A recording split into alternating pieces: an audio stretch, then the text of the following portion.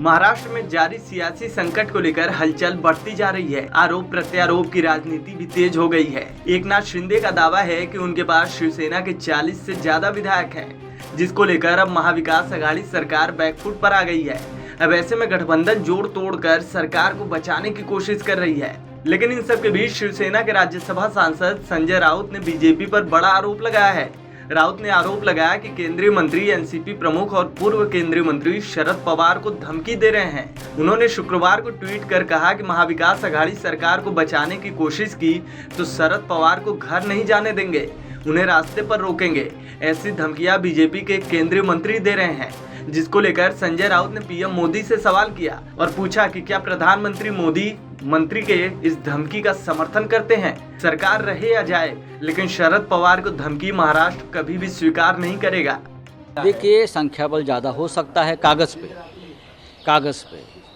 अब ये लड़ाई जो है ये कानूनी लड़ाई हो जाएगी, लेजिस्लेटिव लड़ाई हो जाएगी। हमारे लोगों ने 12 विधायक जो है जिसने बगावत की भाषा की है, उनके खिलाफ एक्शन लेने की शुरुआत की है। उनको डिस्क्वालिफिकेशन के लिए हमारे लोग सभापति महोदय के पास गए हैं। मुझे टेक्निकल बातें ज़्यादा मालूम नहीं है, मैं नहीं बोलूँगा, लेकिन ये एक्शन चल रही है।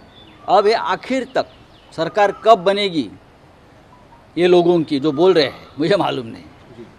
बनेगी भी या नहीं बनेगी उस बारे में कोई बोल नहीं सकता है। धमकियाँ देने का काम चल रहा है माननीय पवार साहब को।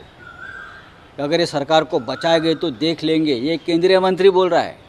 प्रधानमंत्री मोदी जी सुन लीजिए, अमित शाह जी सुन लीजिए, आपका एक मंत्री महाराष्ट्र में शरद पवार साहब को धमकी दे रहा है। ये धमकी ऐसी है कि आपको घर नहीं जाने देगी। क्या इस प्रकार के धमकियों को आपका समर्थन है, ये महाराष्ट्र जानना चाहता है। इसके साथ ही संजय राउत ने मीडिया से बातचीत में कहा कि आंकड़ा कभी स्थिर नहीं रहता। जिन 12 विधायकों ने बगावत की है उनके खिलाफ एक्शन की शुरुआत कर दी गई है। अब तो ये कानूनी लड़ाई लड़ी जाएगी, ये तो संवैधानिक लड़ाई है। लेकिन एक बात स्पष्ट है कि महाराष्ट्र में जो भी हो रहा है उसके पीछे कहीं ना कहीं बीजेपी का हाथ है।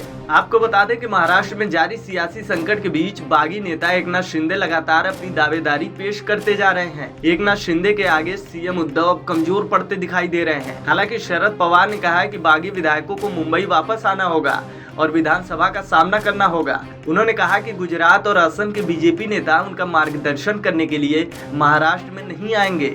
महाविकास अघाड़ी सरकार के भाग्य का फैसला अब विधानसभा में होगा, न कि गुवाहाटी में। अब महाराष्ट्र की सियासत भी ऐसे मोड़ पर खड़ी है जहां कभी भी कुछ भी हो सकता है। सरकार को बचाने की पुरजोर कोशिश की जा रही है। सीएम उद्धव लगातार एक के बाद एक बैठकें कर रहे हैं, लेकिन अभी तक की सारी बैठकें और रणनीति एकनाथ शिंदे के तेवर के आगे फेल होती दिख रही हैं। इस खबर में फिलहाल इतना ही। अपडेट्स के लिए बने रहिए वन इंडिया हिंदी के साथ।